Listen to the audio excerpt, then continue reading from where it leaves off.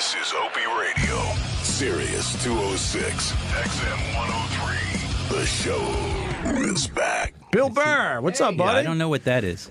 Ben, you know Bill Burr? Hi. What's up, Bill? How you doing, Ben? How are you, Ben? Bill. Yeah. Yes. to meet you. We're talking about UFOs. UFOs, okay. And Roswell and Roswell, cattle mutilations. cattle mutilation. Disappearance of Jim Norton. Where is he? Australia? He's in Australia until Monday. Jim always Australia said till he'd never Monday. go overseas, so right there, that's a red flag to me. Well, we've been telling him he needs to do that for years, and he finally has done it. So I'm sure he'll have some stories when he comes back. If it is, in fact, Jim Norton.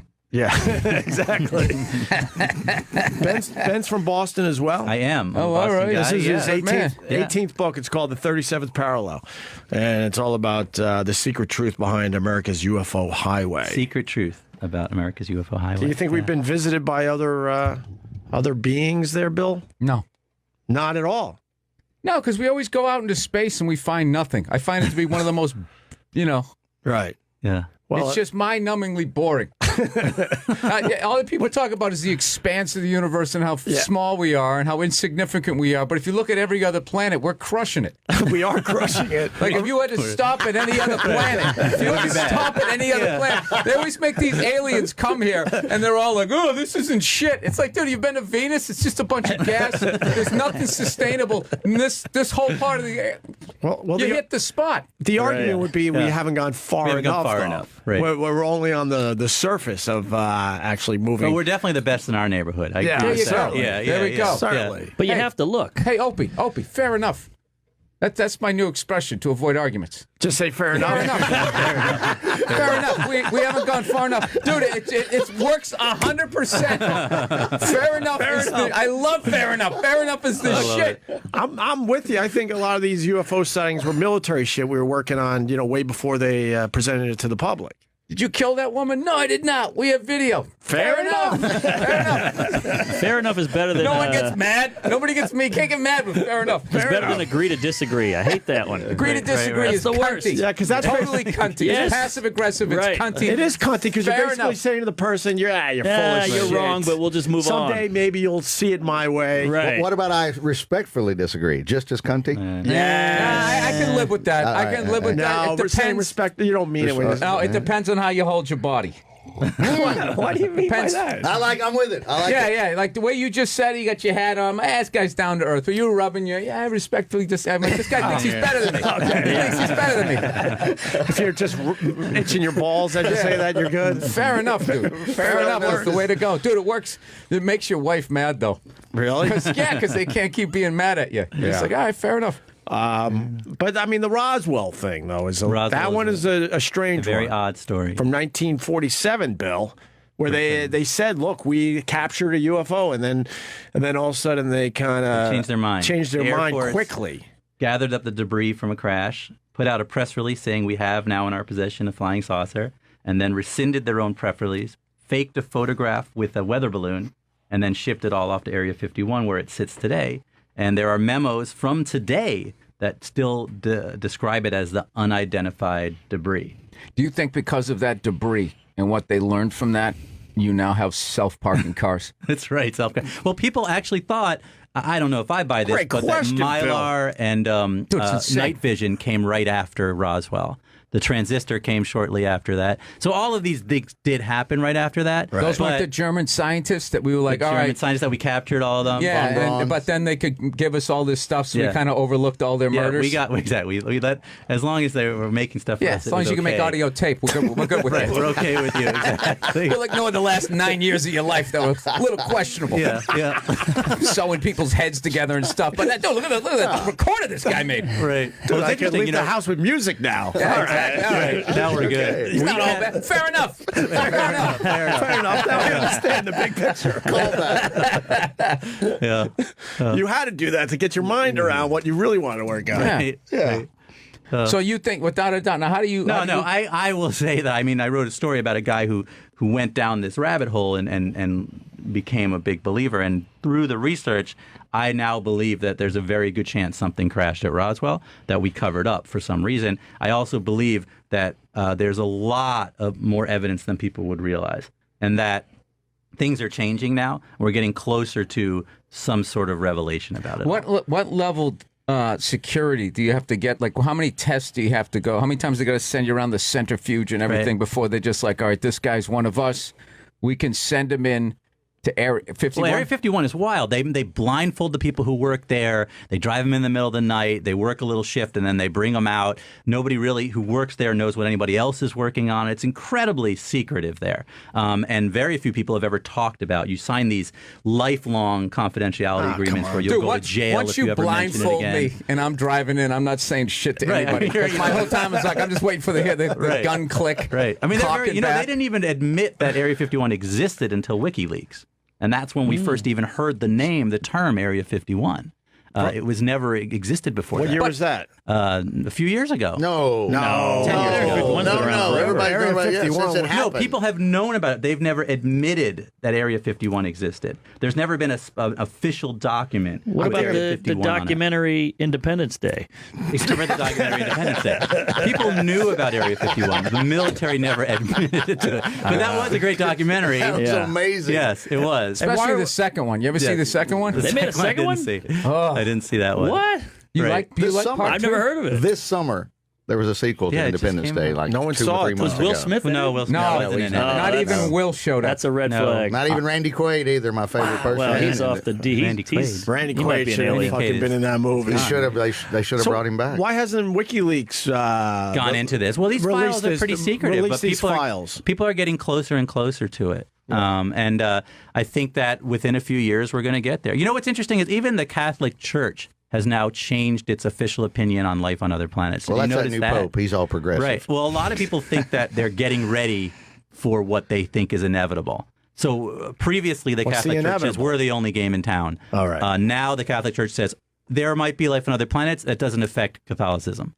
So I think religions are getting ready. It kind of for does, some sort of if you look at would their think story. It does. I mean, It kind of fucks up the beginning of the movie. Of course it does. We're going to need a rewrite. yeah, the ending does change the beginning a little bit, but You think there's life out there, Bill Burr?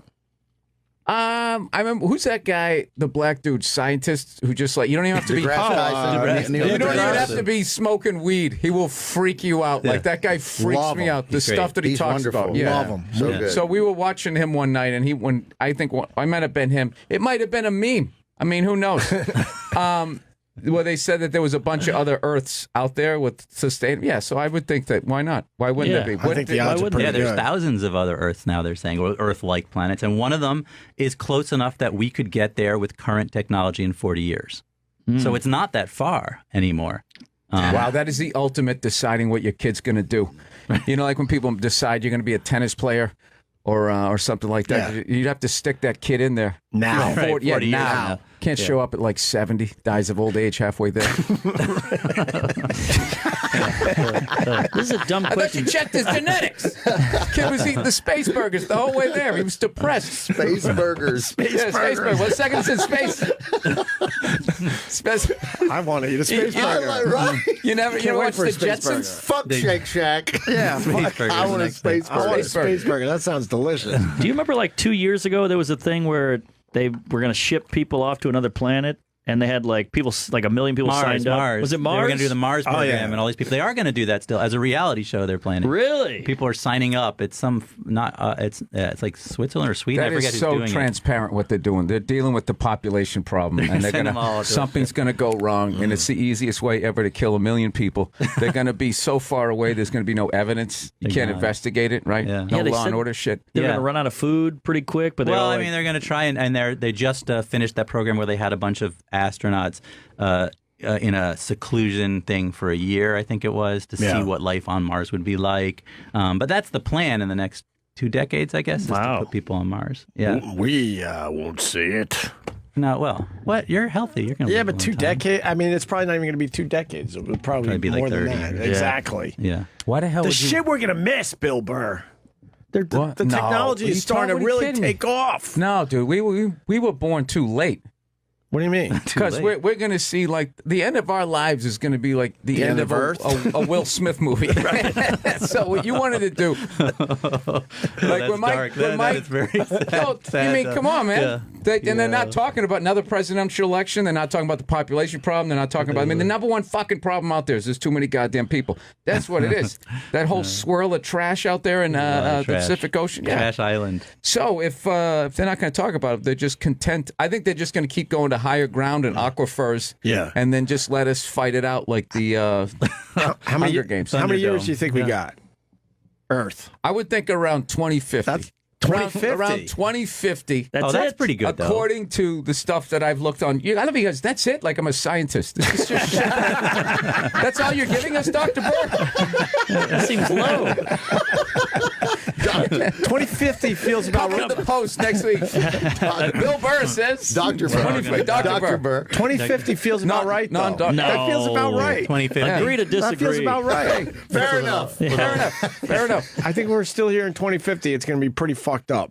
Our Well, we're existence. already It'll up, be we're up different. to 7.5. Extremely different. 7.5 billion. Right. We got a lot of people. And then if everybody there roughly has 2, you include gay people, shut-ins, people who you have that odor they can't get rid of. They don't have kids, right? Yeah. Then, I don't know, you get up to maybe, 13 billion? Jeez. By 2050? Yeah. Like the a lot of stadiums, people. these 100,000-seat stadiums are going to be way too fucking small. There's going It'll to be be like a shoebox. There's going to be a time where you're going to look at that like, oh, that was a small stadium. Oh, it was great. Yeah, it was great. It was like Yeah. a little content. You were talking football in the hallway earlier, were you not? Patriots we were fan? talking about getting out of Gillette Stadium. See, there you go. Okay. How everyone makes a run for the door.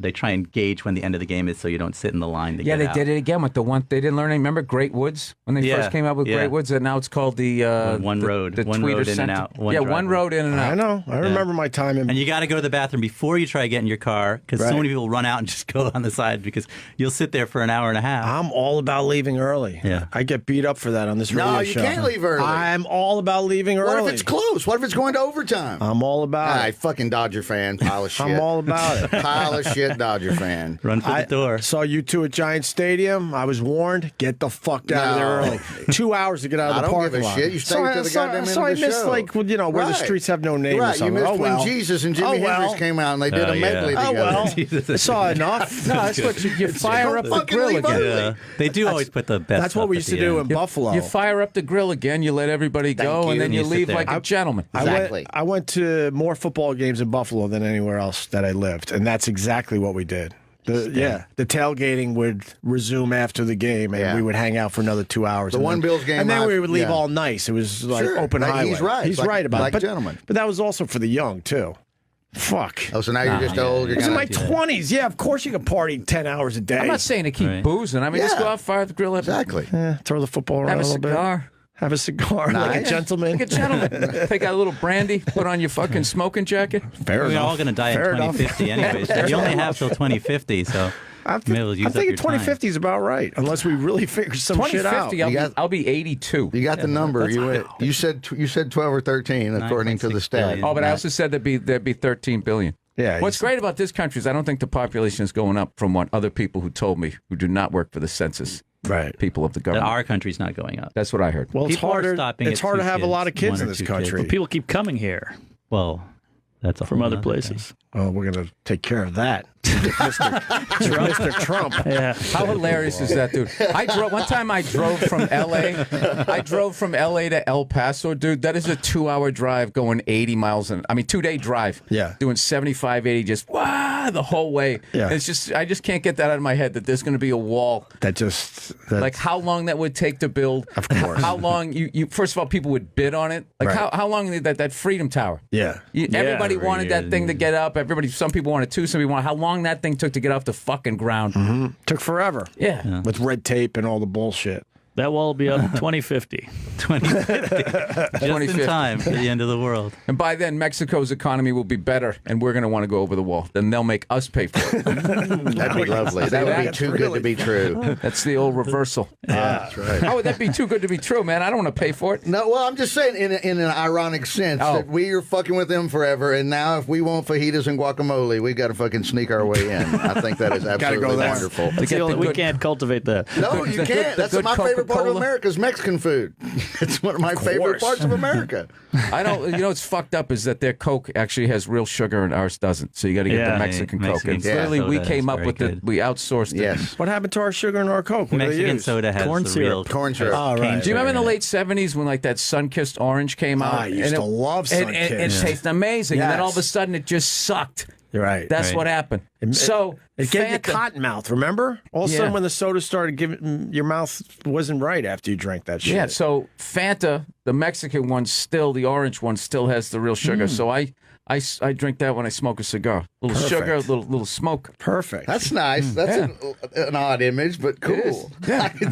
What flavor? Orange Fanta. That was very subtle. That's an odd image. You're kind of a moron.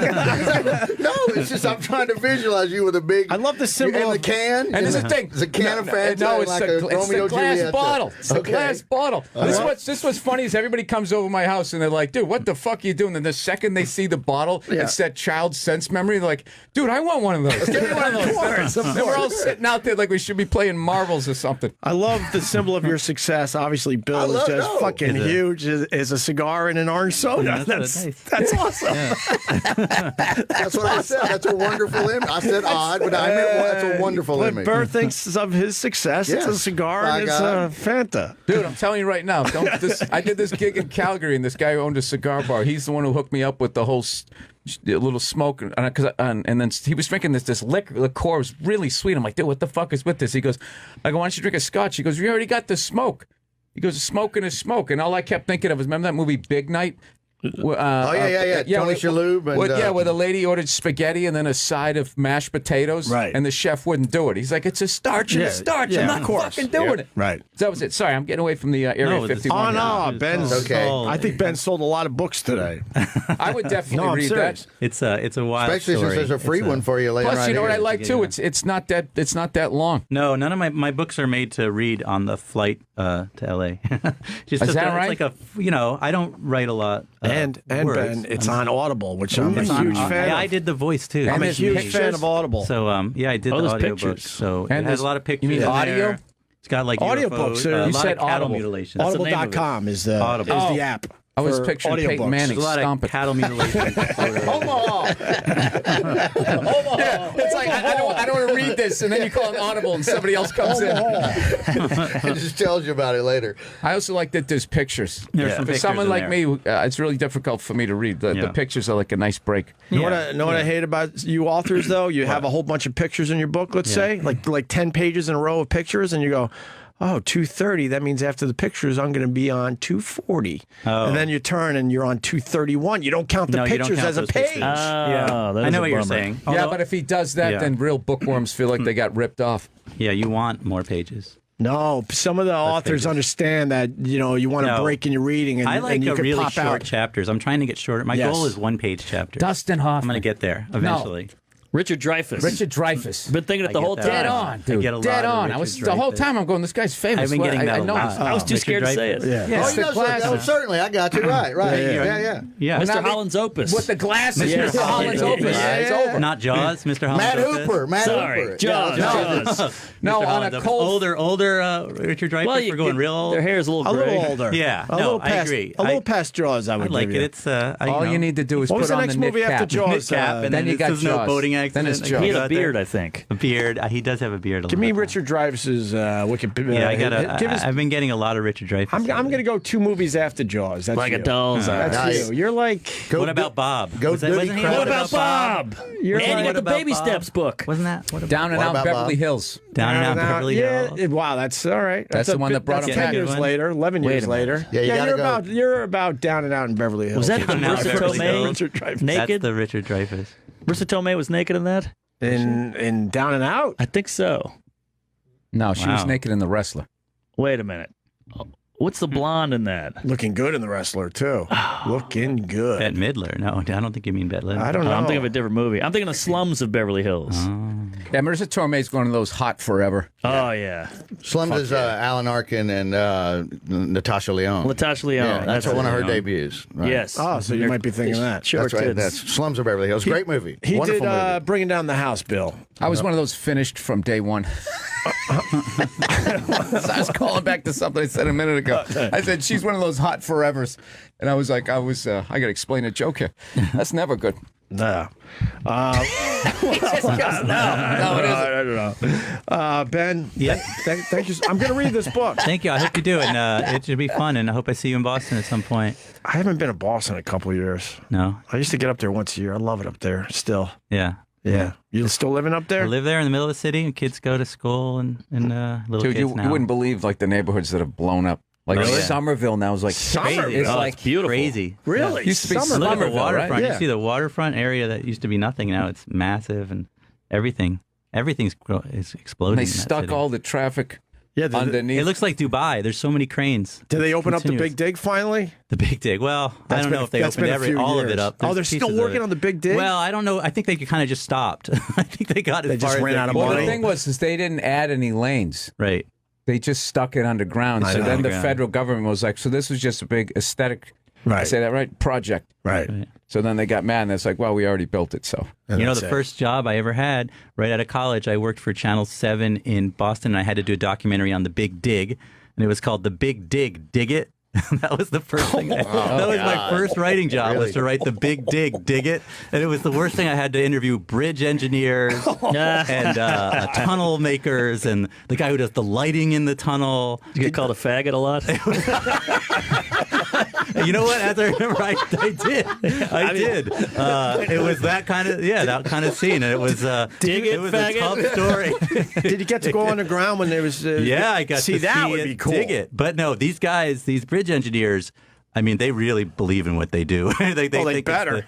And then, I mean, they have to be good at it, but it was tough. It was a tough writing job.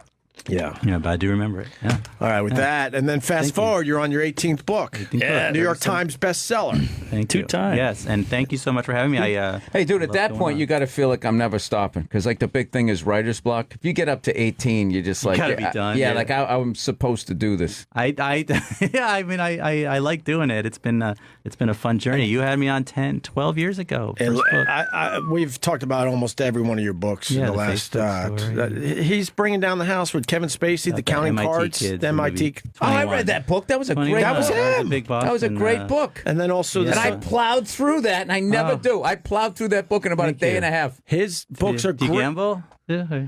No, because I just, I realized I'm not smart enough to count cards. That's what it and then was, I see what happens to you when you can't count cards. Right. Well, You're Vegas walking around want- in your slippers playing. Yeah, Vegas exactly. wants you counting. One-arm Vegas wants you counting cards because they know most people can't actually Yeah, do it they- right, they and they like get it when cocky. people Like, try. I'm a card You counter. know, if you're counting cards in a casino, Vegas will put a card counter in the security booth who watches you, counts along with you, and if you're not good at it, they'll give you extra drinks. They want you to stay. Right. So they keep I didn't know that. That's the Yeah, update on that. They hire card counters to work in security now to Fucking see if you're sellouts. if you're a good card counter or a bad card counter. What kind of a fucking sellout does that, man? I saw. I don't think it's a sellout. I think they brought him to a back room and said, "This is what This is you're what doing you're gonna for do from us. now on." We'll pay you Hey, well, fair enough. or you're fucked."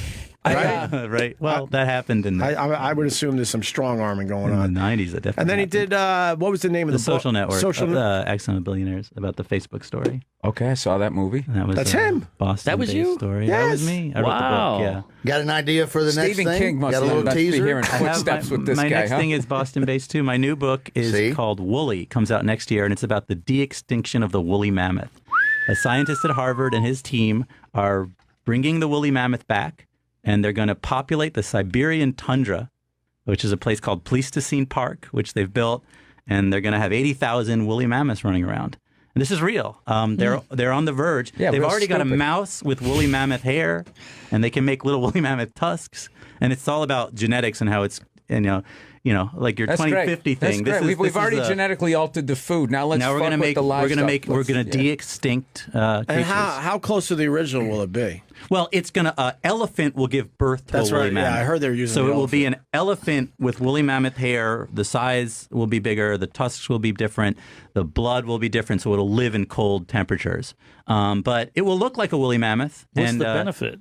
Will it be able to reproduce? Are you going to get it into will the be able mule? to reproduce. It will be. It Yes. won't be sterile. Yes. The big question is, will the elephant parents take care of the woolly mammoth baby? That's one of the things they're working on. so I it'll just, be the I just freak want to of the hear family. Jeff Goldblum right now talking Right, about all I'll of this. say, yeah, science finds a way, and we're all in trouble. Pour the drip of water on your hand. I just don't get that. Yeah, that's good. That's good. You don't even have to say anything else.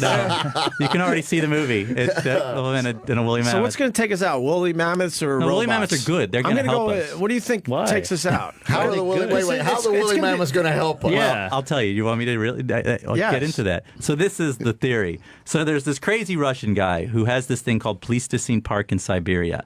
And what he's done is he's got this huge tract of land. He's brought all these cold weather giant animals like bison and reindeer and horses.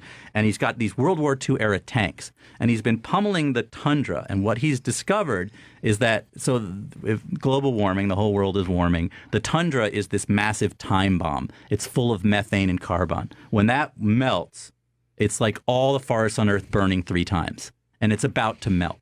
Turns out the that permafrost. if you pound on it like the woolly mammoth used to do before we hunted them out of existence, it lowers the permafrost 15 degrees.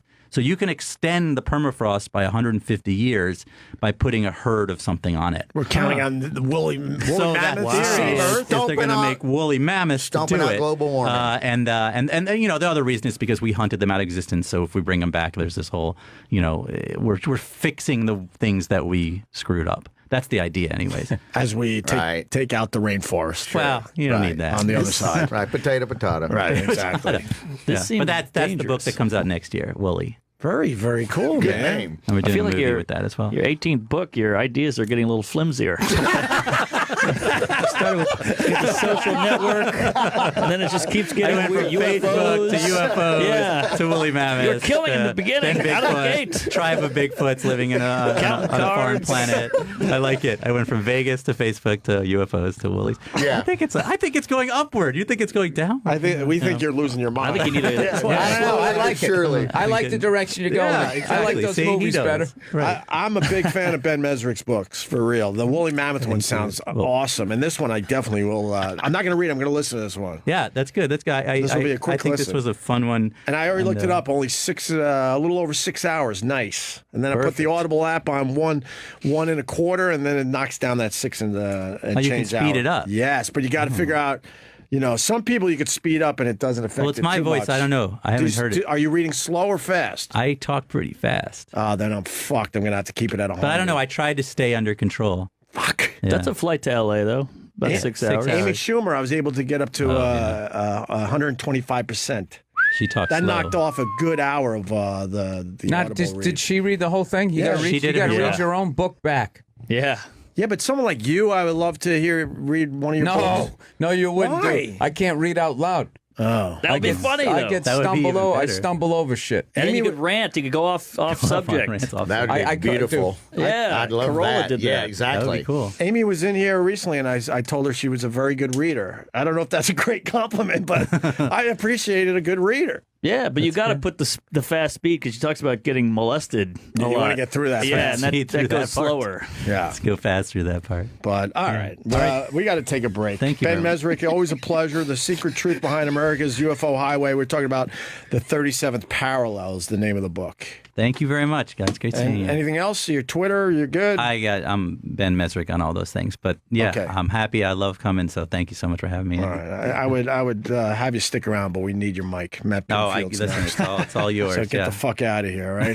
That sounds good. Hey, very nice meeting you. Thanks, Thank you Ben. for all your great very books. much. Mark Norman, where are you going to be, buddy? Stand Up Live in Phoenix this weekend, then Hilarities, Punchline Cleveland? San Francisco. Yeah. Yeah. Love Nick Costas, man. Never been. I'm pretty Oh, he's pumped. the best. Yeah. He's Good the gig. best. He's right. Yeah, it's a lovely gig. Great. Totally gig. And the best. Vic, what do you got? I got 2 gigs with Kathleen Madigan, Pittsburgh and Baltimore, and then Omaha Funny Bone coming up. Very nice. And then Bill's playing my hometown tonight. That's a sweet gig, Bill Burr. You've Paramount. been out there. It's really cool. How long a ride is that if I leave at like 4:30? Oh, shit. You're joking, obviously. Rush hour? You're not that's joking? the worst time at But all. I mean, the show's at 7. I can get there by 7, right? So you take the train? Dude, Long Island Expressway is brutal. My brother Should I take the train? Yeah, for real. You put your hat down low, and then Nobody gives a shit about me. Put my hat down low, I'll get arrested. Put on a fake mustache, sunglasses, hoodie. Yeah. My brother has a restaurant close by. I was going to say go early and go around the corner and eat My dinner. brother's restaurant's really good. Yeah. She just He loves the pantsuits. Yeah. I love it. She dresses like Rhoda. Yeah. Sorry. Yes. Hillary Clinton. Yeah, 4:30 might be rough for real. For realsy real? Yeah. All right. It's a great. Have you ever played Paramount? Obviously not. No. If you're asking about traffic, it's a great venue. My God, I think you're gonna have a good time out there. 2 shows, 7 and 10 o'clock tonight, right? Yeah, 7 to 10. No, I'm already doing the math on how the fuck I'm going to get out there because I have other stuff I have to do. The train is an hour.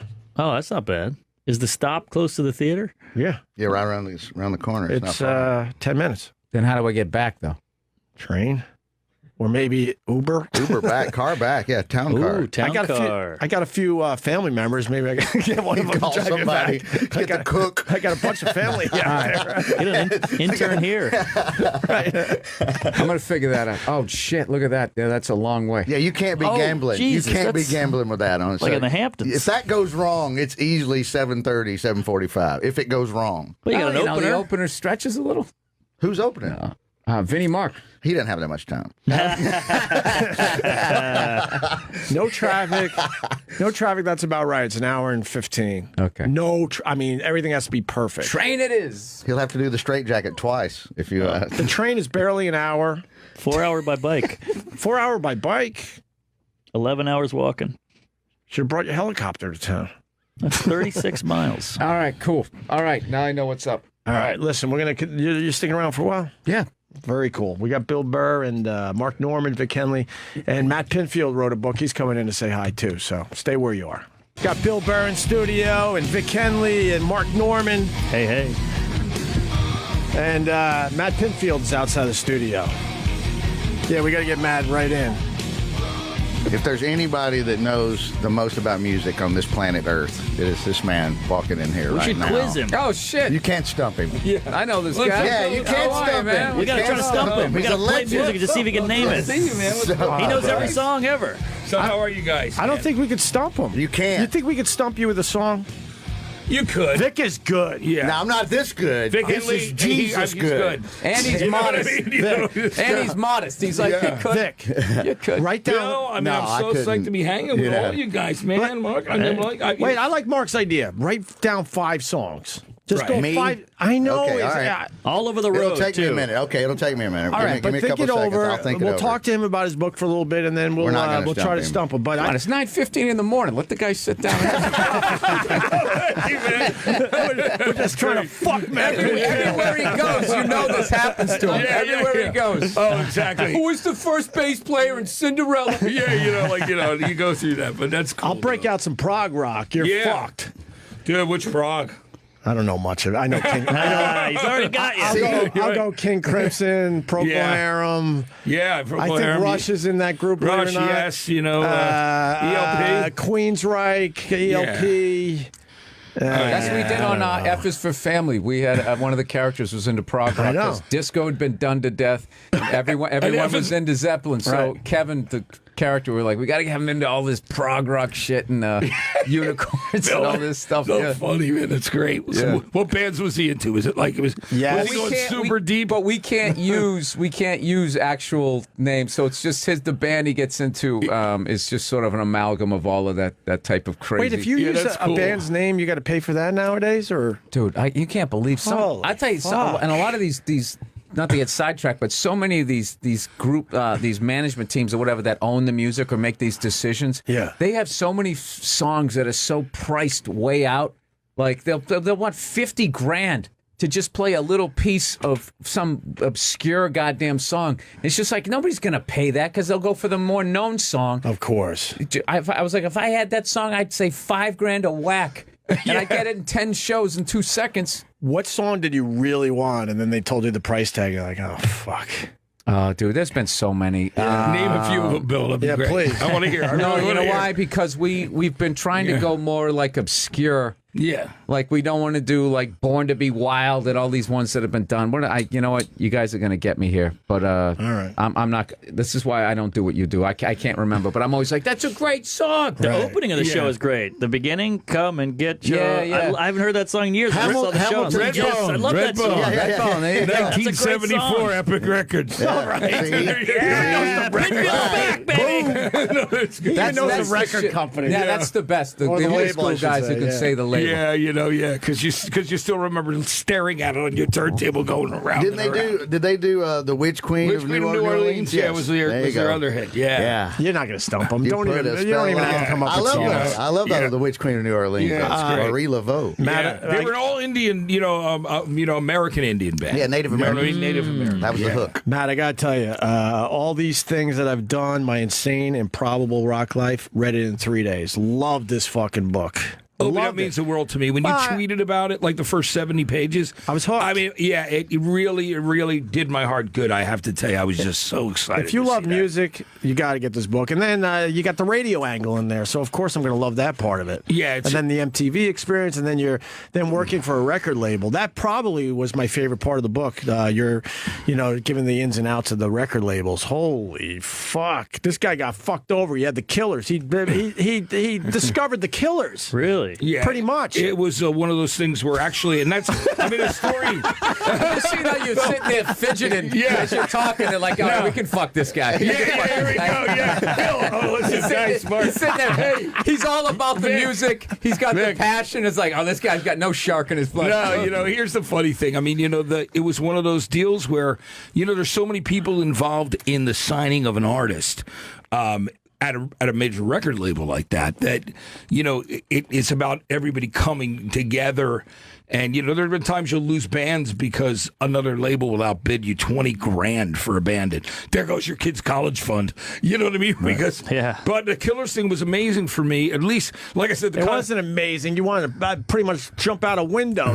You knew these guys personally. You were in their garage in Vegas. Wow. Yeah, watching them play Mr. Brightside in their garage. Before anyone else knew the drummers, Ronnie Vannucci's garage. They were still doing those songs. Isn't he great? I got soul, but I'm not a soldier. Yeah, which and that comes from, and it's in the book. I had been coming from mentoring soldiers in Colorado City, Colorado. U.S. Army calls and says there's musicians coming back from. Soldiers from Iraq. So would you come here and be part of this mentoring thing? And I said, of course I would. So they flew me there, and I flew right from there to Vegas to see the Killers play in their garage, and then hung out with them that night. And, where the song came from was, it's in the book, but, Brendan Flowers he had an old AMC Central. It didn't even have a CD player yet. I mean, it's, the band, now, of course, they made some serious money, and they've become a huge stadium band. So how did they wrestle them away from you? It was just I'll tell you what it was. My bosses Suge Knight came waited. My bosses waited for me to bring them in on the Friday, and Leor Cohen, who was one of the guys with Rick Rubin who started Def Jam, he and Rob Stevenson, the inner guy there, they were like. They even said to me, they go, we feel you breathing down our backs. So they put the band in a limo, brought them up to the Upper East Side, and had the contract ready to go, and just said, what does it take to get you guys to sign it? So then I got the phone call. You could blame Beyonce. Wasn't there a Beyonce? There was a Beyonce and John Mayer benefit dinner or I'm something. just trying to show you that I read the fucking book. Yeah. Sometimes I have to lie and go, oh, your book was amazing. I read the whole thing. I actually read this one. I love that you did, Opie, and I'm glad you really enjoyed it, too. Did you see that did you know they were in the limo? No, I didn't know. You know what? I was expecting them to come to Sony to Columbia the next day, and then I got the phone call from them going, "Hey Matt, we're really sorry." So there goes Hot Fuzz. But he wrote the song the night that he drove me back. We were singing the Beatles in his car, and then dropped me off at the Las Vegas Hilton. we started talking about my midlife crisis, and he went home and wrote this song. So it was like that kind of, you know. He was the inspiration for that song. I was just picturing you in your hotel room, like knowing you're going to Sony the next day. That whole thing, you're just singing, shaving, and then fucking,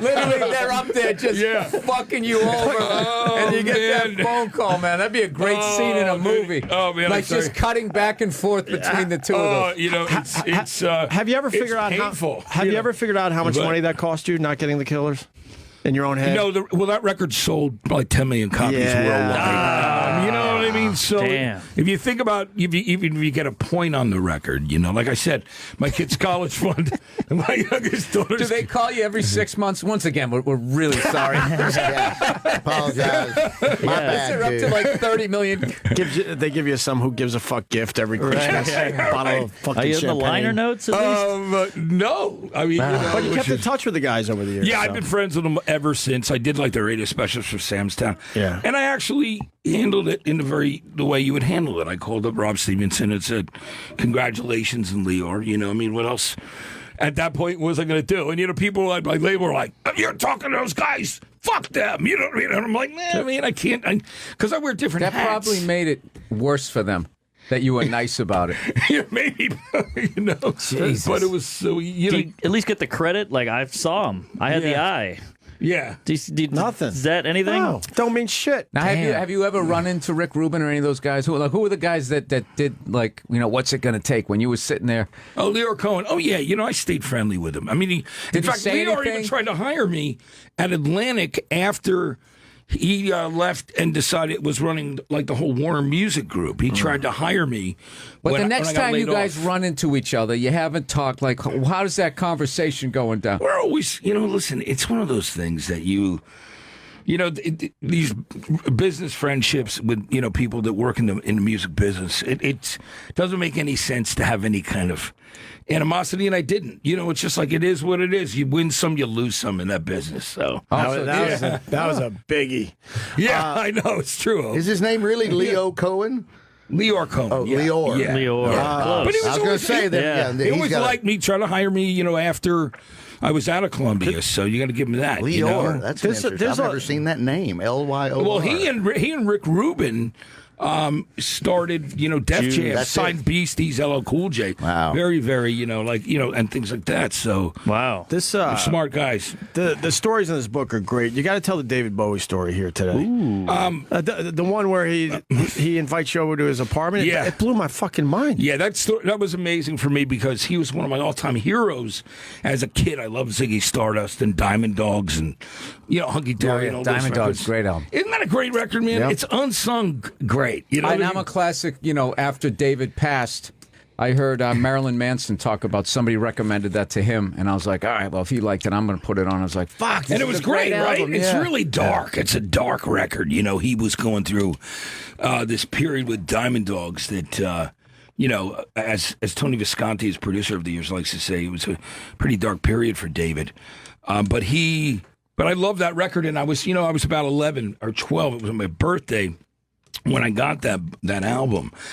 So for me, and then I saw him on Broadway in The Elephant Man, and, you know, I always followed him. Back in those days, when you wanted to grab a song from somebody, you were looking for something, you're like meeting somebody in like Jersey City who has a 45 from You described it like going to see a drug dealer or something. Yeah, it was really like that. In the book, how you described how we used to have to go and get music, it brought me back to a time where you would find that obscure record store that had imports, and and the word would just get out. Yeah, like Golden Disc here in New York City, you know, or Bleecker Bob's. Bleecker Bob's, yeah. You know, right? Yeah. Man, those Vic, I'm telling you, know, it's the whole idea of that was that, you know, you would go to find that single, that B-side. You were so in love with it. I had a friend that would mail away for all the European bands. Really, they weren't even in the States yet, and I couldn't wait to go over his house and see all the shit that he was collecting. Yeah, you just couldn't find anywhere else. I knew a guy who had the Zeppelin 45 where Hey Hey what can I do? Yeah, that was what I got to. And it was like, holy shit. My brother, one time he was in Boston, somehow went to a record store and he found that they out-of-print Band of Gypsies, Jimi Hendrix. Outstanding. Yeah, and he had that fucking thing, and the guy literally at the shop was like, someone just dropped that off. My brother came in 5 minutes later, just happened to see it. And that's how you had to get it. And I was so jealous. I used to like sneak into his room and listen to it and shit. You know, it was just. And you said it right too. You would discover this stuff, and you never knew where it would happen. Your friend's house or some new record store that popped up or whatever. It was amazing. I remember I told Robert Plant that how I found hey what can I do, because I couldn't find a single Immigrant song with it on the back, but there was this album that was a collection that came out in like England or Germany called Atlantic Machine Rolls On It. It was like Zeppelin, ELP, yes, and and Robert never missed an opportunity to start busting Jimmy's balls, and he goes, Jimmy didn't want me to put it on there, and I said we need to put it on there, but me and my friends would learn it, and we thought we were the coolest because we were singing and jamming. Hey, what can I do? Yeah, I'm a lefty. Yeah, me too. Yeah, that's cool. Me too. Oh, absolutely, man. There you go. Yeah, all three lefties here, guys. Two righties. I'm ambidextrous. Yeah, I play hockey lefty. You do? That's cool. Yeah, That's a euphemism. It's really strange. It's great, guys. But isn't it amazing? A song like "Hey, what can I do"? They didn't think enough of it to put it for years to actually put it on an album, which shocked me. It's a great song. It's one of my favorite Led Zeppelin songs. And it's the thing. Once they put it on their box set, and everyone could get it, it wasn't special anymore. Because I remember when it came on the radio. You'd be like, fuck, and you try to run over and hit record, to get it. You'd miss, like, the first, beginning of it. Or you knew it was coming up, and the fucking DJ wouldn't shut up and be like, this is one from off the... They don't release this one. Guilty as charged, sir. Shut the fuck up. I'm trying to record this. Don't talk up to the post. Don't talk up to the post. Put the needle on the record. Right. Dude, I'm reading... Especially when you're trying to learn the chords. Enough, you know what I mean? It's true, but that's such... we're going to play this whole song sometime today. Oh, my God. It's still one of my favorite songs ever. I think you know it if you heard it. I got a woman want to ball all day. God, is this a great song? Well, you DJs won't shut up. Yeah. See, we're still doing it. There you go. See, it's the same. DJ loves hearing his voice on the radio. So you're working at the record label at this point, and you go to dinner, I think, with David Bowie, and they sit you across from him. The first time, it's actually while I'm at MTV. It was they sat me across from him, and it was between across from him and Iman, and I'm banging Jack and Cokes because I'm like nervous. I'm like, it's either going to go terribly right or terribly wrong at that moment in time. But we really we locked minds. It was amazing. We just started talking about him playing with Mick Ronson and a bunch of other things, and that's when he asked me. Wait! I do want to stop you for a second. Yeah. So you're having a conversation with Bowie. If we had a conversation with Bowie, anyone else in this room, he probably would be like, "When is this going to be over with?" What was the one moment where you knew you had him, where his eyes lit up like, "Oh, damn, this guy's a little different than most when it comes to music and the industry"? I think I was talking about just some of the covers that he had done, like the Jacques Brel, Scott Walker stuff, which is it's just this thing in England. It's this guy who was in the Walker Brothers. He was an American, and he went over to England to make it. He was a big pop star, and Bowie was jealous of him because his girlfriend at the time was in love with the guy, and he and then he started listening to his records and go, wow, this is good shit. This is some really great stuff. So, but and then once we talked and he knew that I knew as much about the music, he'd ask me, if I would help him out with his set list for the Nine Inch Nails tour, and he let me know in advance. Damn. So that's how that started. Man. And then the funny thing that he is also in there, I know you probably laughed your ass off at Opie, was when I'm I'm in the Hit Factory, and I'm talking to Steve Thompson of Mixed Appetite for Destruction, and I wanted him to produce a demo for me. I know. You know what I mean? Too good to be true. Yeah. And then he goes, my cell phone rings, and it's David Bowie, and it's like, Matt, David Bowie, and I'm like, Jesus. I'm like, yeah, David.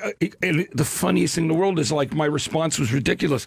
He goes, hey, Matt, I'd really like you to come over and listen to the new record and let me know what you think and give me some advice on tracks and remixers. Jesus. And I go to him, Well, Wednesday I have our label meeting, so and I'm like, what the hell, David Bowie? I label meeting at Sony. Hell, it's Thursday and Friday. And he was such a gentleman. He goes, well, why don't you come Thursday? He goes, I'll set up. Holy Wow. So do you believe it? And after I said it, I was like, what the fuck is wrong with you? drop everything for Man. David Yeah, Bowie. you know what I mean? Lee or Conan. Is that funny, though? Yeah. Yeah, because I was like, I got to go to a label meeting. It's like all the, it's like... Yeah, way oh. more important than going to Bowie's house. Yeah, so, but when I went over there, it was great. And Wait, slow down. You're going over to Bowie's Thank house. you, What are Bill. you going to wear? I didn't Like, think you know about this, it, this man. guy's going to be like styling his supermodel wife. You just can't come over in your sweatpants and tee. Maybe that's what you do. Maybe you go the other way. Yeah, You Bill, just- it's like I'm not going to outstyle this You guy. show up with a Ziggy Stardust yeah, you t-shirt. can't, you can't try too hard. Imagine, that's trying too hard. You're right. Try too hard. That'd be hilarious. Can you get away with a Rolling Stones t-shirt? You gotta wear like Run DMC or something. Throw it off a little. I would actually say no music. No music. All black. Yeah. All black. Got to be. Yeah, because I always Right. do the Johnny Fubu. Cash All Black thing. So anyway, he was great. So we sat across some couches on each, from each other. Fuck this. And- You hear his footsteps coming to the door. You know it's David Bowie. What's his Oh, it was crazy. doorbell? Mark? Is it a song? No, it was not. It's Rebel. Which, by the way, he recorded. He recorded that riff at 5 a.m. on a clear guitar. Yeah, one of the greatest. I mean, that's That might be my favorite Bowie song. mine too. It's a gateway song for me. You know amazing. what I mean, right? Yeah. I love that. I'm Diamond Dogs. Rebel is just. I interrupted you Killer. 10 times. So anyway, so you go over there. I'm sorry. But the details are good. We want details. But sorry about that. No, Bill, no problem. I just going over there and we sat across from each other. There was actually a time in between. I gotta stop you. Did you bring a gift? No, I didn't bring a gift. What do you think? I was bringing my brain, which is what he wanted me. Not a bottle of, I don't know. No flowers for Nothing? Iman? And where are No, we? no, What no. city? I'm here. New York. I was here. Oh, It was so what are we downtown. doing? It's going to be South 11 Bronx? o'clock Downtown. before he finally finishes his story. I know. I went downtown. It was the second time. We'd eaten together twice for dinner before that. There was a second time also right before, and then I went in the studio. And I was sitting with him in the studio Looking Glass that, he used to do records at that Philip Glass owned, and Tony Visconti had a room there. Wow. And he had just found out that Interpol had found somebody that was selling his outfits from the Ziggy and Aladdin Sane tours that stole them off the stage in Portugal. So he was so excited to get them back. He's like, that's my stuff. I want it back. And Yeah. I can't blame him, So he hadn't seen that stuff in like how long? Almost 20 Since years? 1973. And what year was this? This was about 2002, 1. It was like one, it was, yeah. Some guy was sitting on that ship for 30 years Yeah. going like, all right, I think it's all died down. Finally unload this ship, get my dream house in Spain, and I'm never fucking going to do it. Letting those eBay bids go up. Yeah, exactly. And they got it back for him, which he was very, very excited about, Had a couple of friends that he showed it to. I got to show you something. Yeah. Can't say anything. I never though. told you this. Can you imagine that? But yeah, so when I went to his place, we just, we sat across from each other. But he walked you into the living room? Yeah. And there What was in the two living room? couches. I think he floated. Yeah. Well, I mean, there was, there was obviously like these, like a, patio, like garden patio, and which he was, when we started, one of the things that was funny that happened that's in the book is Coco, his assistant, had, made him play 5 more songs for me. She goes, and David was so, he was so charming. He was such a gentleman. And he said to me, he goes, I really appreciate that as much about me and my music and a lot of things that I forgot. I said, well, you were a gateway for me. You helped me, look further in music, and look for other things. So Coco says to him, hey, why don't you play those other 5 songs from Matt? And he's like, I don't know. And I'm like, David, you got to play it for me. You know what I mean? So Yeah. he plays them, and it's in the book, but, he plays me Slow Burn. He wasn't going to put it on the album, and I'm not saying it was. Are you feeling pressure? Like I got to be acting like I'm liking this? You tapping your foot? No, but I was real honest with him because See, that would be tough to do. I would be like, oh my God, another great one. I was very honest with David. You know, guys, dancing around like Billy Squire. Well, in the Loneliest Night video, there you go. I was gonna say, one of the dorkiest performers ever. Yeah. But no, I got to say, one of the most overrated moments in music where they like that killed his career. The only thing killed his career, he didn't have another big hit. Dude, that guy's a fucking monster, man. He was a Piper, man, and he was from Boston. I liked his old band. That guy is a fucking rock star. And like, dude, R. Kelly, you know what the fuck he was charged with? He came out with a hit after that. It all went away. Dancing around like a nerd. If he had another Lonely as the Night or The Stroke after that, it would have gone away. Billy was a great guy. I mean, I met him when I was 16. So I think he's brutally underrated. Yeah, I love those. I like those Piper records. You know the first Stroke. Stuff. You know Lonely as the Night and the Stroke. You know, like he had the band from Boston. You know that. You know the drummer from Brockton, Bobby Chouinard, right? Yeah, and I would go see them. You know, I saw them play with the Babies and some bands like that back in the day. Ah, the Babies. You know what I mean? Yeah, back in the day, I saw. I would go see everything. I remember seeing Tom Petty. You know, when it was like $4 to see Petty play on the first two albums, and I'm sure you got a kick out of one part in the book, Opie, where the guy at the what was Ticketron, now Ticketmaster, and you had to go out and buy them, and the guy stood and looked at me and my friend Greg Amici and goes, "This band of Police, you better enjoy the show, because they're going nowhere." It was like $2. Damn. It was $2 to see him leave. $2 lousy dollars. And the guy's giving you shit. Yeah. Oh, my God. Oh, my God. I never forgot that. And that weekend, we were in high school. We went to saw the Police on a Thursday night for $2. Joe Jackson looked sharp on Friday. Nice. And Elvis Costello at the Princeton on Saturday. Oh, that's a weekend. 3 days. Fuck yeah. Now, did you know as you were watching these guys, or is this just the life you're living in? Well, you know what it was? Like when they hit later, you're like, wait a minute, these guys are familiar. Oh, yeah, I saw those guys. Or was it one of those performances you totally remember? I remember everything about it. I mean, it's really interesting if you look at Sting in these pictures. He's like in a...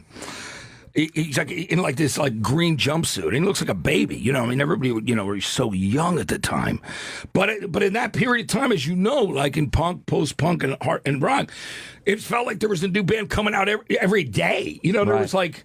MTV broke a lot of that shit too. The video thing helped a ton. I think that really increased. There's more and more and more and more and more because every time we turn around, here's somebody. What the fuck is going on here? Yeah, exactly. You would find, that was. What's the show you could have gone to but you didn't? Because you had a cold or you were busy, you went out with some chick or something like that, and you could have saw you two at the Paradise in Boston. Was there something? I saw you two at the Fastlane in Asbury Park, and I went in the beginning, Two for Boy.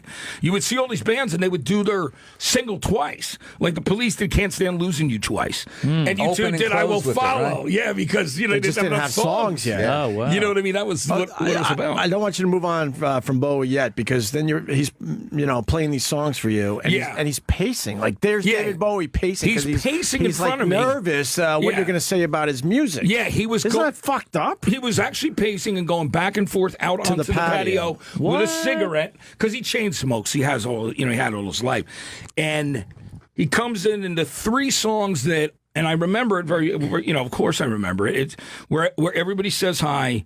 Slow Burn and his cover of Neil Young's Waiting for You, which he put on the album. And then he played me two others, and he's like, all right, what about this one? And I go, B-side.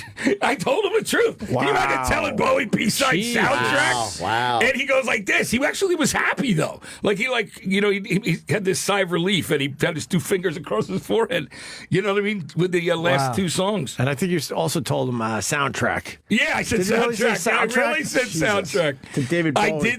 I did say it to him. Because no one else would be able to be honest in that situation. Probably why he asked him to be there. Bowie had to think that he wasn't just bringing in the yes man. Right. Yeah. He's bringing in a knowledgeable guy that he knew a little bit and figured heuld shoot him straight. That was another thing, too, like when you actually would release a whole album as opposed to now when it was singles, is the track order was crucial. Sequencing. Like you had to take people on a ride, and it's just like, I listened to an album recently, And it was one of those albums that I bought and I wanted to like, and I didn't like it. And then I re-listened to it on a plane where I couldn't go anywhere, and I really liked it. And what I realized, it was the second track just fucked up the album because the first and the third flowed into the fourth and the fifth, but the second one was this fucking left turn that audio, like in your ear. What album? I need to know. No, because I don't want to trash them because I like them, because it didn't but do it sounds well. like you. Because it didn't do well, and it kind of fucked the band up.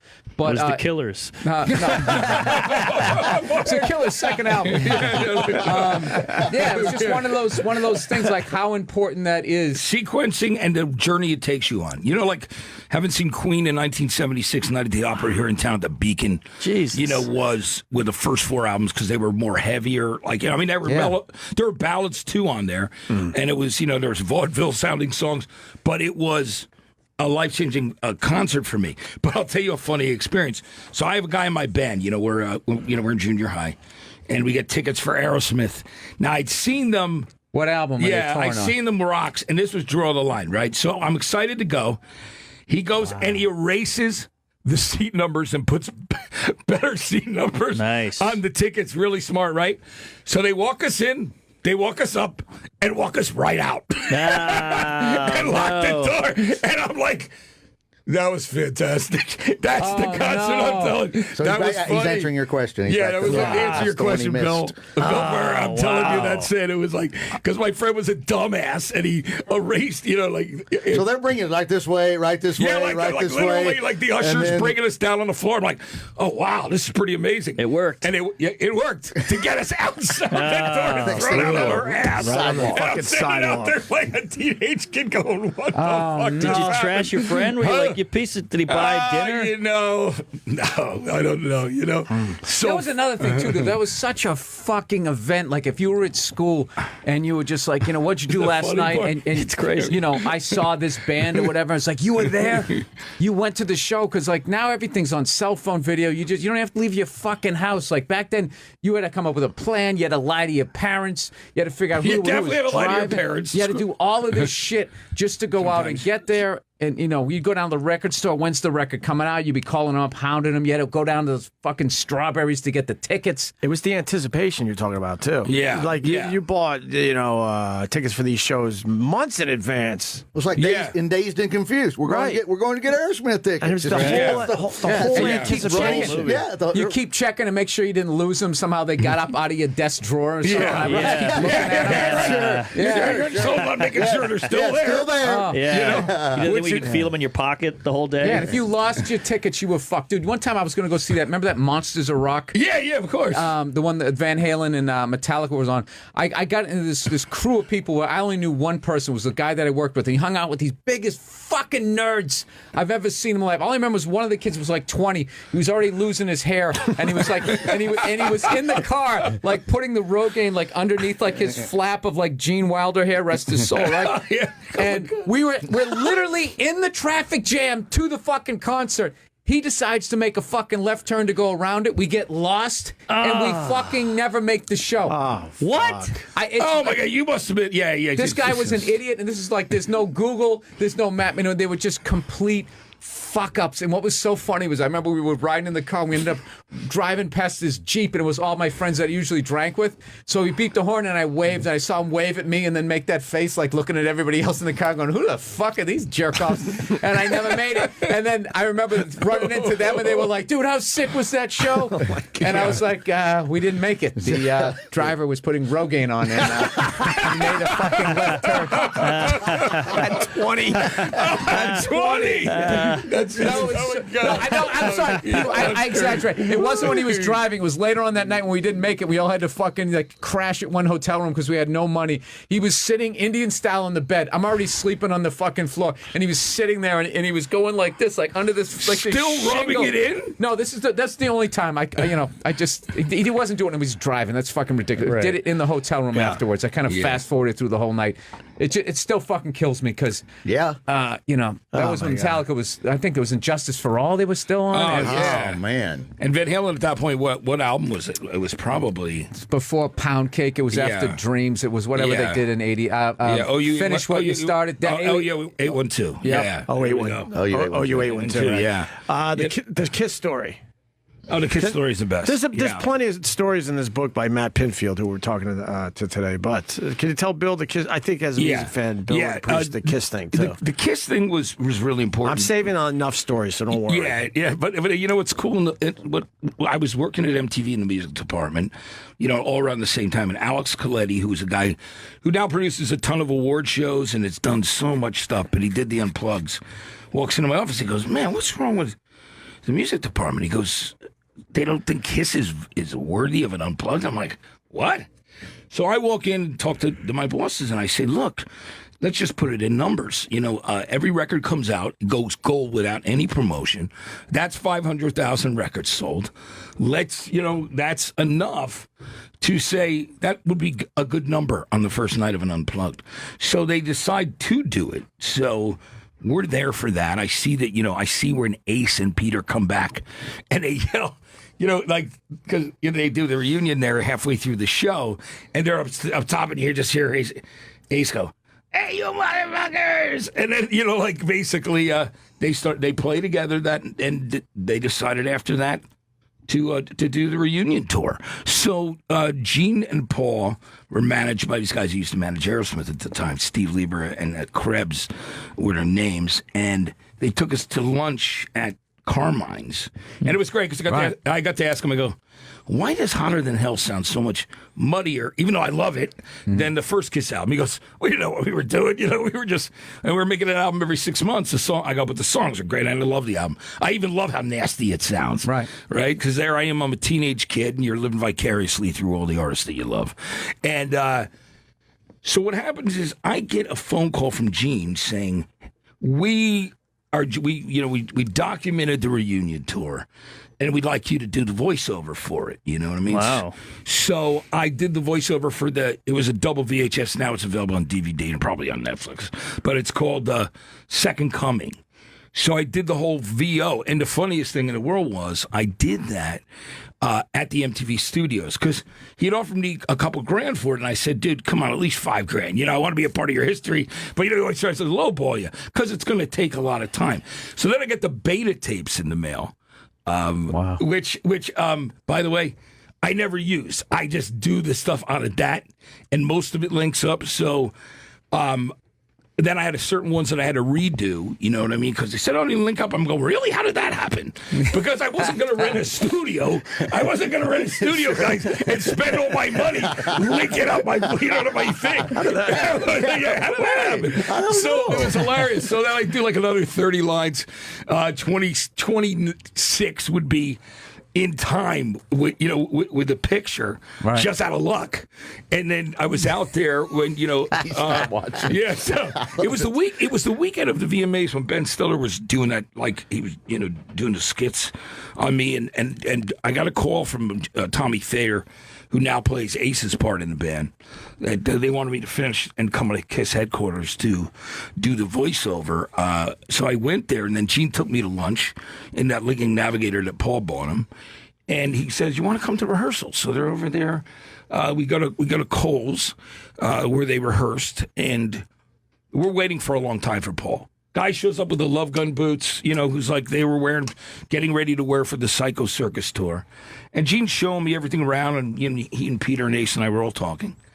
And I go over to like the music stand, and I see the set list. I go, "Oh, 2 new songs, Psycho Circus, Into the Void." I go, and all the classics." He goes, "You love this?" I'm like, "Yeah, I used to do these in bands when I was a kid growing up." He goes, "You want to have a go?"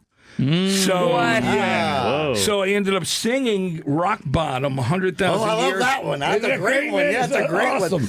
So it's funny. Gene starts playing the bass. Then Peter gets behind the drum kit. He starts playing. Ace is ripping, and I'm standing in the middle of these guys in Paul's space singing Rock Bottom. And Gene looks at me and goes, "Man, you got really great control of your voice. You don't even sound like you talk when you..." So he goes, "What else you want to do?" And then Peter Criss yells out, "Do you love me?" And that was surreal because it's like the whole first verse is just you and the drums. And I'm sitting there singing it, and it's like, I feel like, like the 13-year-old kid with my headphones on listening to Kiss. Oh, my God. And, so, you know what I mean? And then did 100,000 Years, which was just, you know. So that was like a real, it was a dream come true. I was so numb. I went back to my girlfriend in my hotel that night at the Bellage off of Sunset Boulevard. And she goes, what's wrong with you? And I go, I don't think you understand. I just sang 3 songs with Kiss, like 3 of the original members. And Peter gave me one of his sets of drumsticks, and that's one of those stories you tell it, and people are like, bullshit. You're like, exactly. I swear to God.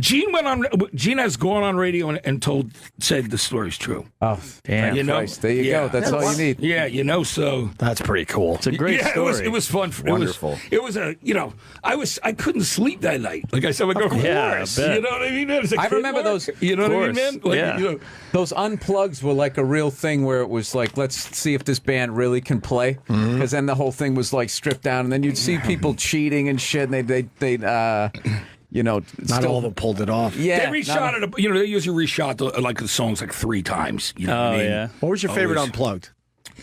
Alice in Chains, man. Nirvana's a close second. Yeah, Nirvana. Both of those I love. You know what I mean? It was being there for those, and I was sitting with the Metallica guys there at that. You know what I mean? And it was the last time I saw Lane alive. I mean, I went up and talked to him afterwards, to Len Staley, and I just, his girlfriend had been rushed to the hospital that day. So Sony was, I was working at MTV, flying him back to be with her. And after he did, he still delivered so well on the show. And I'd been out with Jerry and Mike Inez the night before, and we were, misbehaving. So, it was. I just picture a flame under a spoon. No. We weren't doing that. We were just out. Joking, we were just out going wild. But they just killed it that night. Right. But it was just sad that was the last time that I saw. What a unique style of singing, though, man. The guy's lungs, dude. Like, I try to sing along in my car with that. Be like running out of air. It's like, how does this guy just keep going? You know, guys, the thing about that is the way those guys harmonize together. Like Jerry Cantrell and Lane Staley, their voices when they sang in unison was really unique. Incredible. Yeah, they always weird to me how. No, I love those guys. No, that's what. If I'm with him, if Nirvana's not my favorite, then Alice in Chains. Yeah, those are my 2 Nirvana always favorites. gets like the credit with the whole like kind of first grunge band, but like Alice in Chains, they had an album. I guess. Well, the Nirvana had Soundgarden one. were around for a while too. Before, Mother Love Bone. Like to me, the Temple of the fucking Dog album. is getting back together. Temple of the Dog. Yeah, they're doing shows. Oh, wow. You have Jane's Addiction Ritual. That's the Ritual. That's the That's a great fucking one. album. That's a Everybody great always one. talks about Nevermind. Dude, Nevermind can't touch that album. Come on. I love them both. You know what I mean? And Because you probably sang with both bands. You're protecting your friendships here. Yeah. I'm just saying as a fan of music here. Come on. When Dave Navarro got caught in the elevator last time I was here for an hour and a half, and he's calling us. He's like, Matt, you hanging around? Yeah. You know what I mean? It was like, you know what I mean? It was so. Dave Navarro stuck in an elevator. That was great. At least he was stuck with a beautiful publicist. I mean, he was having a good time. You have a good take on why Andrew Wood, Kurt Cobain, Lane Staley, and Scott Weiland died in the book. Well, yeah. I mean, the way I feel, it's just one of those situations. It's, all those guys I fucking love, too. Yeah, all of them. I love them. And, knowing them personally, like, Scott. Last time I saw him alive, we were in Carlsbad, California. I hosted one of his shows that night, and I saw him with his kids by the pool the next day. And I mean, it broke my heart. I hope when he put out his book, not Dead, Not for Sale. I did the book sign. I did his Q&A over here at the Barnes and Noble in Union Square, and I was close to them because you got the Leo brothers. Are originally from the Jersey Shore. They're from Point Pleasant Beach, even though, of course, the band came together through L.A. and San Diego. It was crazy because Dean DeLeo drove up in a delivery truck. I mean, when Core came out, he brought Core to me. All right, it was still in the long box. Remember when you had to rip it open with the plastic and all that stuff? He drove up to the radio station that I was program director at in Asbury Park, New Jersey, HTG, a rock station there. And he goes, "Hey, Matt, remember me from the rock scene down here on the Jersey Shore, like Asbury and stuff?" I go, "Yeah, man, what's up?" He goes, "Hey, man, we got signed to, me and Robert got signed and have a new band to Atlantic. Would you think you might want to play it?" I'm like, yeah, what the fuck? Come on in, man. I said, come on in and hang out. And then, first time anybody ever heard sex type thing, Wicked Garden. Jesus. Creep and Plush. Amazing. And we just did it. And you know what? The thing that I've had such a long friendship with them that was the thing, like even back then before I was at while all that stuff was going down, he would come back, and I'd fly down and hang out with the band, when they were doing Purple. I was there in Atlanta when Purple came out, which is a great record too, Yeah. So, but anyway, my take on it is, it's just sad. I think the big problem is with drug addiction, as you know, and you're in a band. There's a lot of hurry up and wait. You know what I mean? You're coming down. There's certain pressures. Sometimes people are not inept or they're inept when it comes socially, or maybe it just comes down to the fact that out of boredom. I think a lot of times, because again, I said hurry up and wait. I think a lot of what happens to artists, especially in that period of time, was all that downtime. And I've had friends who I lost, besides those guys who were friends, to heroin overdoses. Not to get all Debbie Downer on you guys, but the truth is, I think a lot of times people think they can outsmart it. You know what I mean? They don't, they got caught up in it, like heroin especially. Fatal mistake. You know what I'm saying? So it's that kind of thing. Mm. But it's also that made them such great artists. You talk about in the book where they're getting all this out in songs, but they're not actually dealing with the shit that makes them great writers or performers. And that's that's what we will miss the most about all those artists we're talking about Lane, about Scott, about Kurt. You know what I mean? About Andrew Wood. It's just the dude from Blind Melon. Shannon Hoon. Yeah. Shannon. Same thing. That's a great fucking. That's a wonderful record. It really is. Yeah. And he was a sweet guy. He was a really, really good guy. That's what you usually hear. You hardly ever hear, and he was a fucking asshole. Yeah, right. I'm glad he OD'd. Right. No, it's always a genuinely kind person that's just got on the wrong thing. Yeah, so that's it. And that's, those are some of the different. One of my favorite STP songs is Atlanta. I love it. You're going to die. Atlanta I swear to God. A song that never really got radio play. On number 4. And you know what? On number 4, right? The last song on the album, I played it last night where I had something to eat. No bullshit. I played it last night. It's sort of an obscure song. There's like a pub where I was just having something to eat late. You know what I mean? Right. Last night. And I just went up and I like to play the jukebox when I go to places. He sounds like Jim Morrison in that song. It's a total Doors feel. It's so It's haunting. I don't remember that one. It's the last song on that album. It wasn't a single. Yeah, it's a beautiful song, man. Give me the first couple seconds. You would swear it was some Lost Doors track. I know, it's so good. Know better. Anyway. It's amazing. These are a few of my favorite things. That's what I kept thinking of. Jim Morrison does Rodgers and Hammerstein. Yeah, of course. And Scott, but it's funny. I just put that on last night. How bizarre That's so weird. I brought that up to and then because of your book, you talk about Radiohead and meeting people is easy, the documentary. So I went and saw that documentary after finishing your book. Yeah. It's all about OK Computer. Yeah. And how they're pressing their touring stuff. And then, like I said in the book, it's people always say to me, like Chris Martin from Coldplay, when I met him, his point of reference was, "You're the only guy that Tom York likes in the Meeting People is Easy video." Hey, that's nice. I'll take that. I'll take it. I'll take it. It really shows you what a band goes through when they get a hit record and what they got to deal with, all the same mundane questions and bullshit and the touring and everything. But then it led me to Radiohead in general. I was in a Radiohead fucking hole for a while, and then you talk about the song Just in the book. Why the fuck does the guy lay down on the sidewalk? We never knew. It's my favorite. One of my favorite. We started this show talking about that today. So what's your thought on that? This theory's online. In the video, you got a guy lays down. Everyone's like, "Why the fuck are you laying down?" They just want an answer, and then he whispers something in the video, and then next thing you know, because everything else has subtitles until he whispers, right? And because he's like, "I can't tell you can't handle it if I tell you all this crap," and then he whispers why, and then next thing you know, they zoom out and everyone's laying on the fucking sidewalk. Yeah, why? it's like a Twilight Zone episode. No, it's pretty amazing. I've never seen this. Yeah, it's truly one of my favorite videos of all time. Really?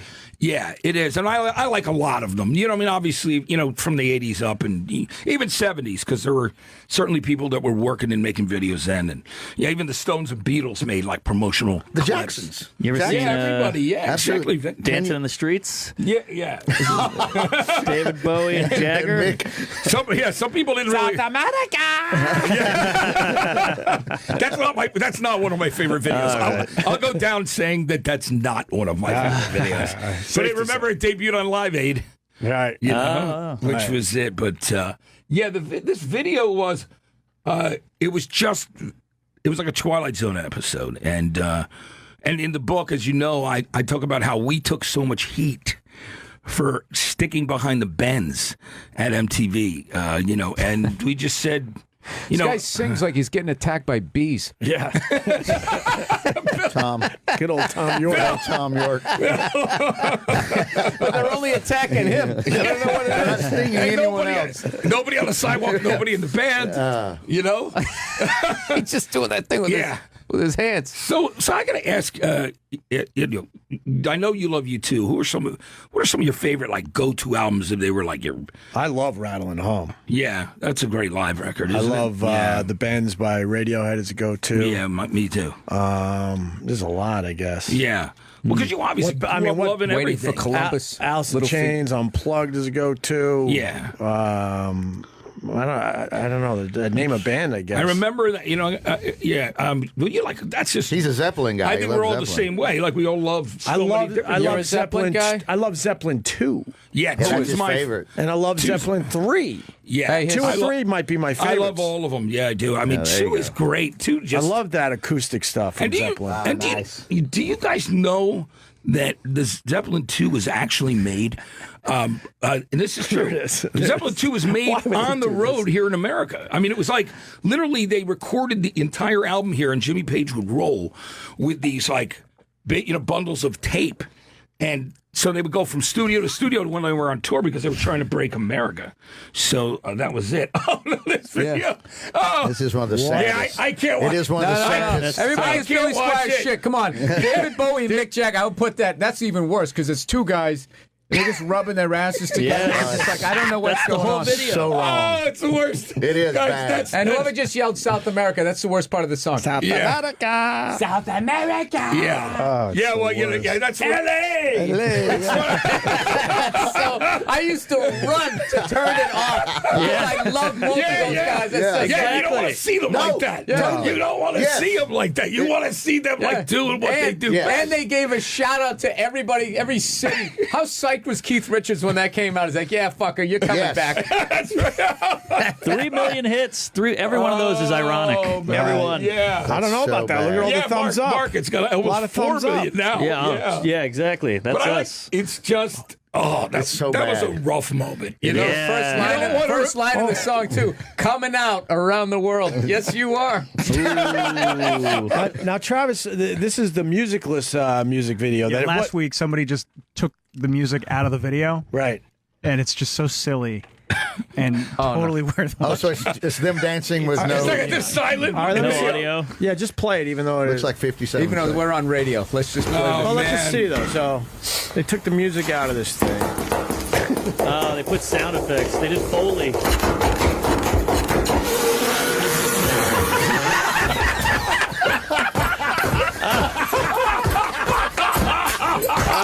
It's amazing. It's impossible.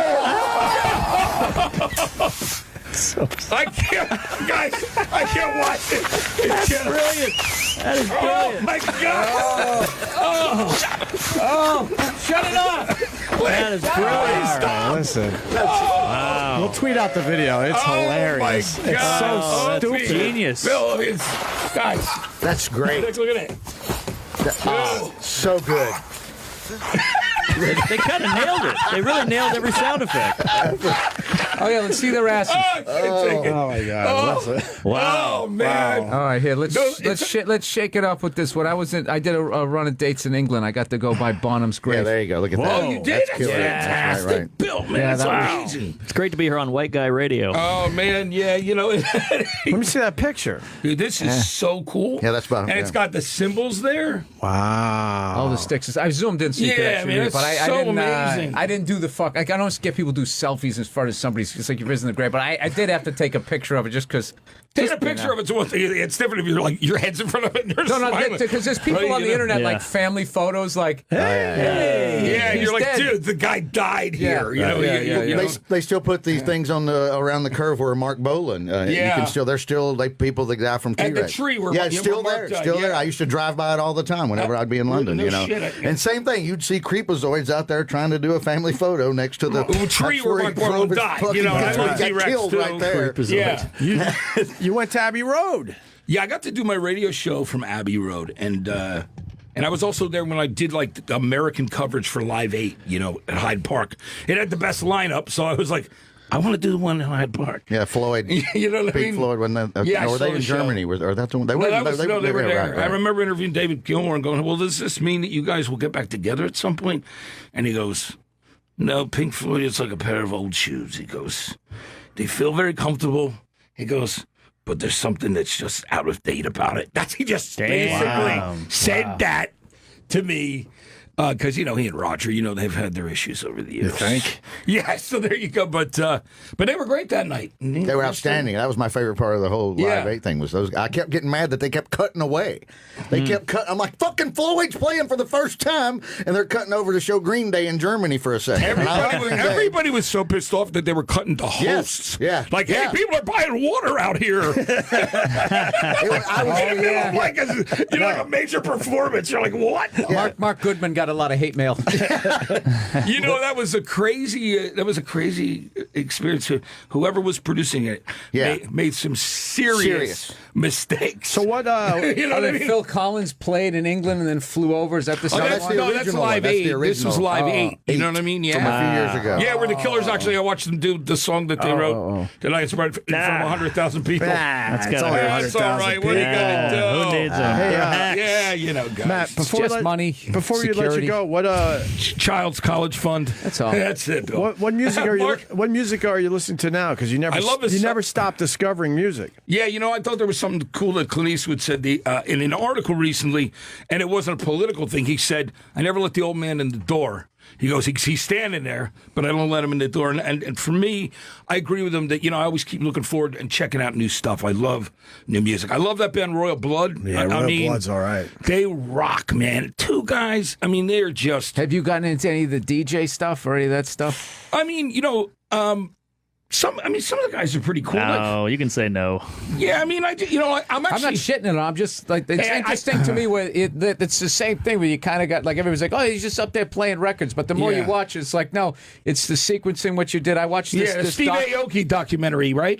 I'll sleep when I'm dead. Did you see that? I watched the one on that DJ AM. Oh, DJ M, he was a good guy. That's a new one. That was an amazing I want to see that. documentary. It was great. Yeah. And you know, I took Skrillex out for his 18th birthday and got him rocked on 23rd Street. I swear to God. Wow. At El Quixote. I took Skrillex out. That's a great place. Who else gets to say that? Who else but Matt Pinfield? I took Got Skrillex hammered out. sangria on his 18th birthday. He started with Robert Plant told me, and then he ends with I took Skrillex out at 18. That's pretty cool. I got to go back to Bill though. One of your rants made a song, right? A Which mix. one?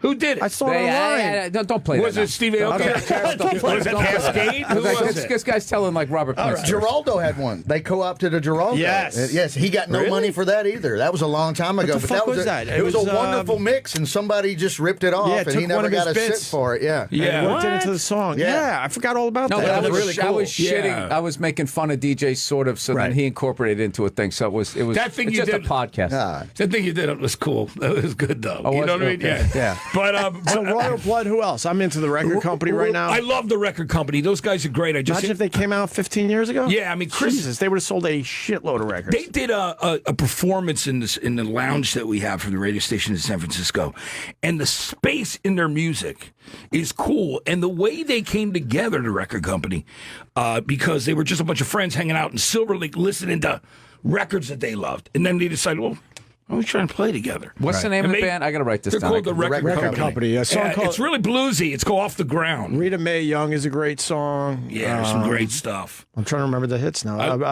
Running. Jesus. And they have a covers EP too, where they do, like, believe it or not, they do a blues version of "So What You Want" by the Beasties. Beastie Boys. They did the Dead's new Speedway Boogie. I mean, it's they're a cool band. They're great guys. You don't think rock is dead? I don't. You know, I don't. You know, maybe people will think in some ways it's marginalized. It certainly hasn't been on pop radio for a long time, but rock is not dead. Nowhere close. I don't think. Nowhere. No, rock and the Who. Rock and Wrong Near Rock. It'll never fucking go anywhere. One of my favorites. Rock and roll ain't going anywhere. Love the Who. All right. I don't know. I don't know. You think it's on its way out? It's not what it used to be, that's for sure. It's been like, I just feel like there's someone's got to do something to advance it or something. This kind of reinvent But I'm it. also an old guy, so like I don't like. That usually happens, though. It's so hard. That usually happens. But So, it's got to happen soon. I mean, Coldplay, I don't know. Well, look, you look at all these other like big band swing. Yeah, it fucking died out. Like rock and roll, like the purest sense of it, that dies out, and then you had like you just have to keep having new versions of it. And I just think I don't know if it's like nowadays like. You have to look a lot harder. I was going to say, you got to go dig it. My wife listens to like so much of that hip hop now where everybody sounds like they're fucking drugged up or they slowed it down, like you barely pronounce the words. Yeah. And then that singing with the auto-tune, and like the people are really getting into it like they're really singing. I hate And auto-tune. Don't you? Yeah. I mean, come on, man. It's like it's like the worst cheating ever. Yeah, it is. I don't know. Like it all kind of sounds the same.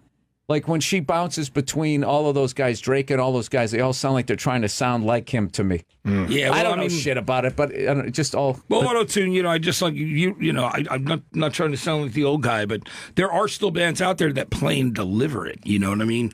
Bands like Royal Blood Record Company and things like that. Are they letting you play whatever you want over there in San Francisco? Oh, definitely some. You know what I mean? Yeah, I mean it's kind of like on the you go back damn and forth. playlist. You can't let Matt Pinfield follow a fucking playlist. Well, I mean, I do. You know what? I have my places where I do my thing there. You know, it's just, Squeeze in a little Trinidad something. You James. still have to pick your spots, though. Yeah. Some jackass is still capable of walking there and going, Matt, what the fuck did you play that for? That can still happen to you? Seriously, that can still happen to you. It's very interesting. Sadly, it is true. yes. No, I know it is. Yes. I know it is. Sadly, the answer he's is yes. being nice, but that's and then a they pile don't of understand shit. why no one's listening to regular radio that's anymore. a goddamn In pile of general, shit. Matt, I'm sure you got your following out there. Yeah, you know, and then I'm I have sure a you night do. show too that I do that's on from 10 to midnight. How's the personal life going? Everything good? Yeah, man, I'm doing Hanging really in good. there? Oh yeah, man. It was a big adjustment. That is literally such a married guy question. Are you hanging in there? Oh yeah. Well, you know, it's a big change. You know, anytime. fair enough, but I'm trying to be nice about it. But Fair enough. All right, we're out. Here we go. I guess I got to explain myself because in the book I didn't realize that. You're so right. You're 100% right. But Yeah. I didn't know how to say it because in the book he's pretty honest football about. season's here. You know? Yeah. You got that. You holding on, buddy? Yeah. Hanging in Oh, there. where do you keep your bottle of hooch? So You right. classic. You got it in the Yeah. toilet. You got it in the cupboard. You know, Where I'm you got just it? honest about it. Right. You've already read a whole book and You know, watched you're 8 right. documentaries. I'm No, because I've known you for a long time, I didn't realize you had addiction problems. Yeah. And I probably should have just said it that way instead Yeah. of, how you doing, man? You all Yeah, right? absolutely. realize yeah, yeah. You know, there's been periods. There were periods in my life. You know, I always say to people when I was DJing in clubs in the '80s, we were like, "Cocaine's not addictive." Of course not. You know what I mean? Stuff like that. And Well, didn't doctors initially? They said it was in the '70s. They said it's no more addictive than caffeine. That was what they said when it first came out. Yeah, it's. And the 80s was the big lie. Is there anybody under like 40 listening to this, the last hour of this radio? Like, no, going down memory Romantics lane. had some good tunes before they went too poppy for talking in your sleep. But come on, what I like about you, that song still rocks. There's people just like, dude, what the fuck? Oh, that's great. I dealt with it honestly because I thought it would have been bullshit if I didn't admit that I had issues. I'm thinking you're at MTV partying with all these guys. How do you not? I was. How do you not have a fucking problem? Yeah. How do you say no to all this shit that's going on around you? You should have written an episode of Vinyl before that went off. I bet you could have written a great one. Oh yeah, absolutely. I definitely could have, without a question. Doing Blow with Billy Idol. Yeah.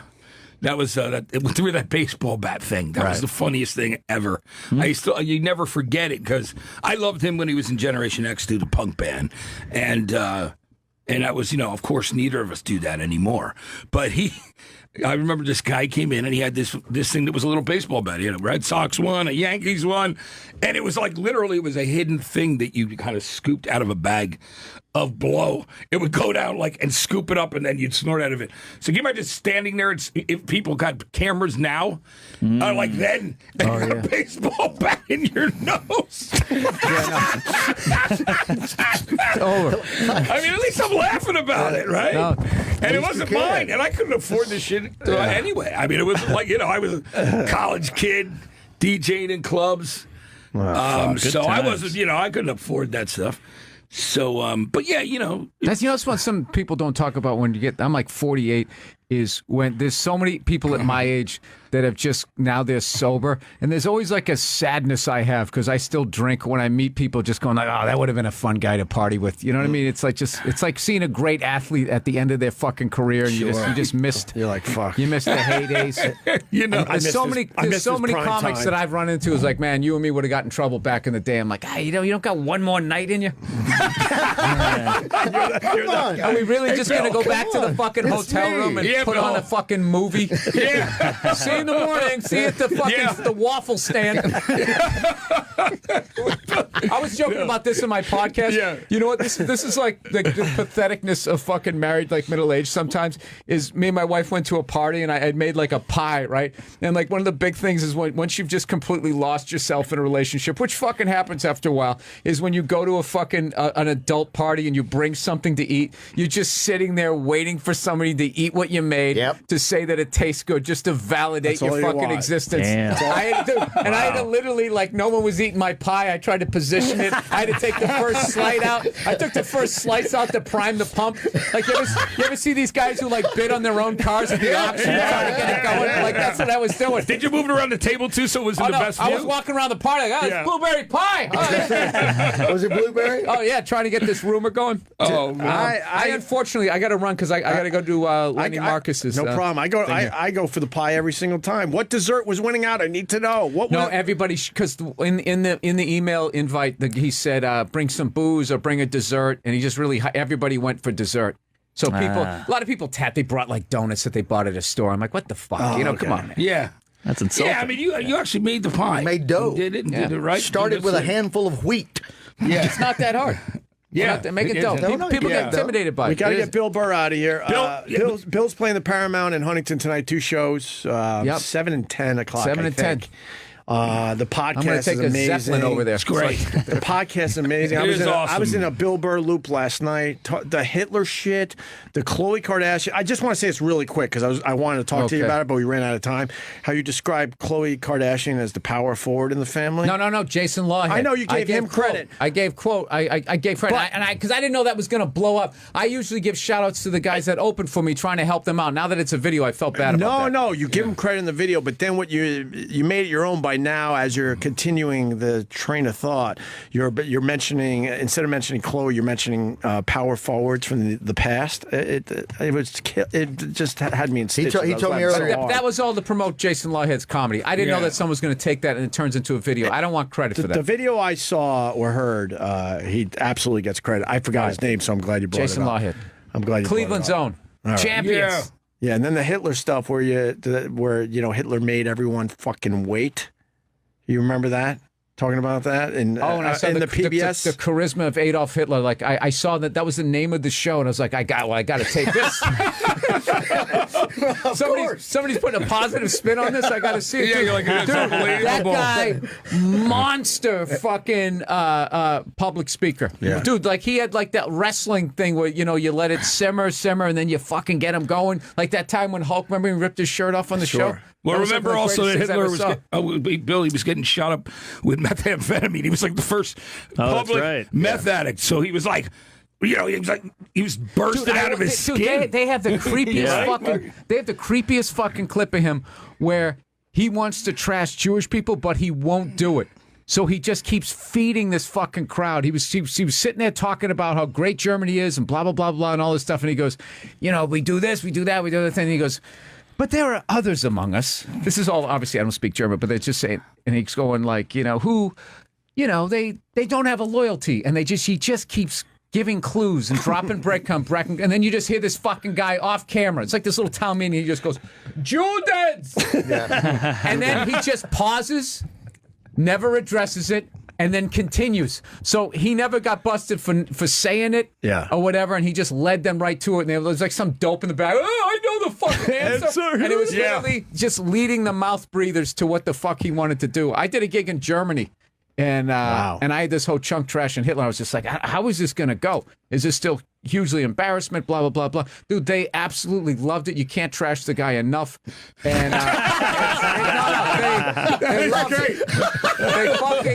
They fucking loved it. And it was just like, dude, because like in our country, it's like, we had slavery and genocide and all that type of shit. But like with us, it was so fucking removed that we don't get. But them, it's like their grandfathers and shit. So it was really, I didn't know which way it was going to go. It was one of my favorite moments I've ever had I can imagine. as a comedian when they were actually going with it. And I was just like, all your guys' contributions to automotive, to space travelers, audio tape, and all that. You pick one wrong guy, it's all out the fucking window, and they were dying laughing. And it was really cool. It was really cool. I got to run though. Bill, it was awesome to see you. It's been too long. Bill, great Matt, Burr, everyone. It was awesome meeting you, Bill. Great talking to you and hanging out with you. Make sure you check out Bill Burr on Lenny Marcus's podcast. Is it the one with Kevin Brennan, or Lenny has a different podcast? No, this is the one with Kevin and Lenny. Kevin, who I can't believe that when what's his Strahan left, I can't believe that they didn't bring Brennan in. He has such wonderful morning energy.